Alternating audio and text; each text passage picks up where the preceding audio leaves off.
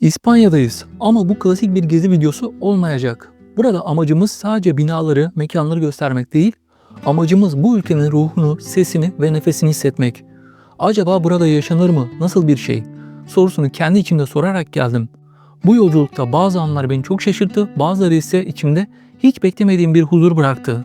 Eğer sen de gerçek bir İspanya deneyimi arıyorsan, gel birlikte yavaşça bu sokaklara dalalım.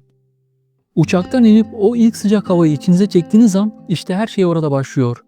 Ama İspanya'nın atmosferini asıl tanımlayan şey havası değil, ritmi. Havalimanından şehre doğru ilerlerken ilk fark ettiğim şey herkesin bir yere doğru giderken bile orada olmasıydı. Koşan yok, telefonla gömülmüş, sinirli yüzler çok az. Sanki zaman burada biraz daha yavaş akmak için anlaşmış gibi. Bu yavaşlama hissi sizi daraltmıyor, siz ona kendinizi bırakıyorsunuz. Ve bu modern hayatın unuttuğumuz en büyük lüksü olabilir.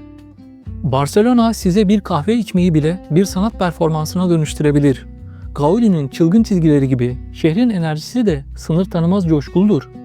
Sokaklar turistlerin ve flamenco müziğinin karışımından oluşan bir parti gibi. Ama Madrid farklı. O güven veren sakin bir dost gibi. Ciddi görünür belki ama sohbeti derindir. Prado Müzesi'ndeki bir tablo kadar katmanlıdır. Burada hayat geniş bulvarlarda değil, dar gölgeli sokaklarda ve tabernaların derinliklerinde yaşanır. İkisi de İspanya ama biri bir şarkıysa diğeri derin bir nefes. Sagrada Familia ya da Alhambra elbette büyüleyici ama bana sorarsanız İspanya'nın gerçek kalbi o turistik meydanlardan sadece iki sokak ötesinde atıyor. Mesela Barcelona'da Elborn mahallesinin labirent gibi arka sokakları. Ya da Madrid'de La Latina'da üzerinde hiçbir isim yazmayan sadece yerellerin bildiği bir bar.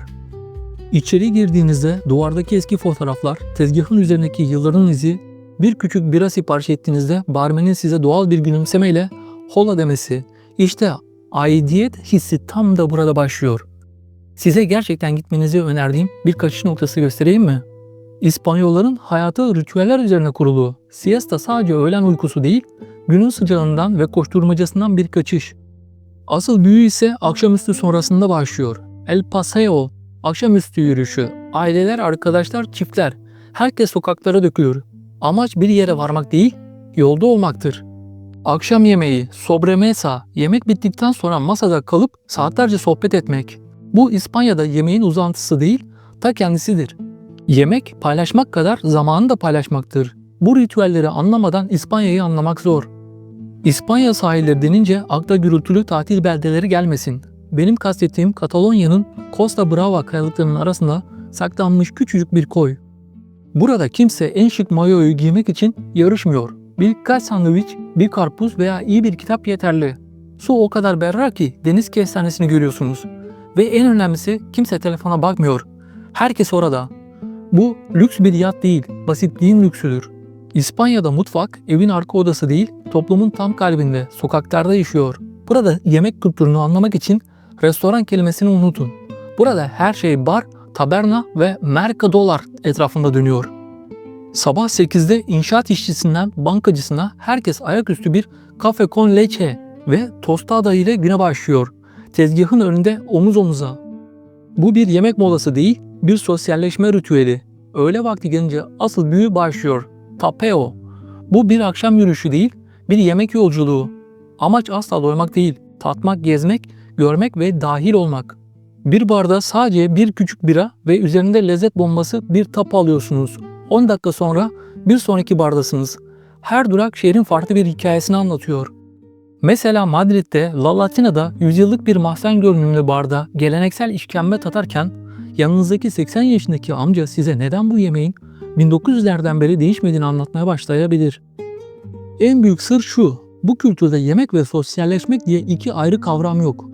İkisi bir ve aynı. Sobremesa dedikleri yemek bittikten sonra masada kalıp saatlerce sohbet etme geleneği bunun kanıtı. Yemeğin kendisi belki 30 dakika ama sohbeti 3 saat sürüyor. Bu İspanyolların zamana bakışını özetliyor. Önemli olan tüketmek değil, tadını çıkartmak ve paylaşmak. Ve belki de en çarpıcı olan bu kültürün nasıl eşitlikçi bir alan yarattığı. Lüks bir restoranda değilsiniz, ayaküstü, kalabalık, gürültülü bir bardasınız.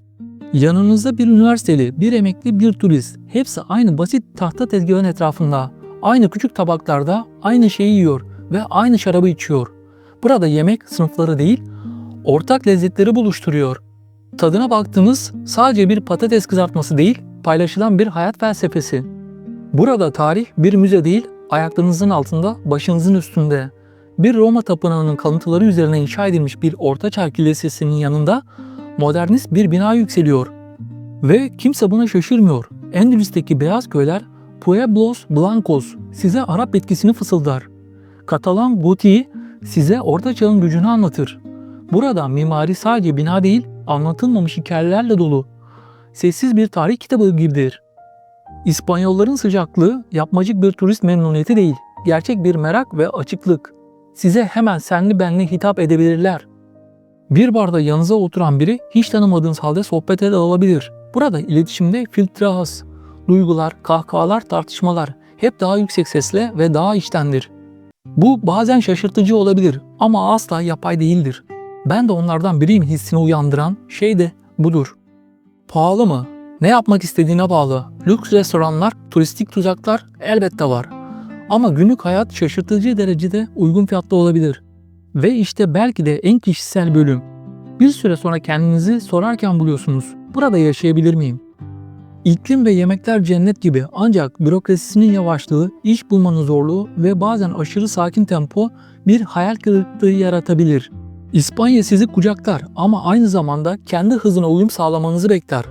Bu bir aşk ilişkisi gibi. Büyülü, bazen sinir bozucu ama asla sıradan değil. Cevabım net değil ama burada geçirdiğim her gün hayatımda neye değer verdiğim konusunda bana daha çok şey öğretti. İspanya benim için bir ülkeden daha fazlası oldu. Bir ruh hali, bir yaşam olasılığı. Bana yavaşlamanın, anın içinde olmanın ne demek olduğunu hatırlattı. Eğer bu videoda size biraz olsun o huzur, o merak veya kaçış hissini verebildiysem amacına ulaşmış demektir. Çünkü seyahat etmek sadece yer değiştirmek değil, kendinize biraz daha yaklaşmaktır. İspanya'da keşfedecek daha çok kasaba, daha çok hikaye var. Eğer isterseniz bu yolculuğa birlikte devam edelim. Bir sonraki durağımızda görüşmek üzere. Hasta luego.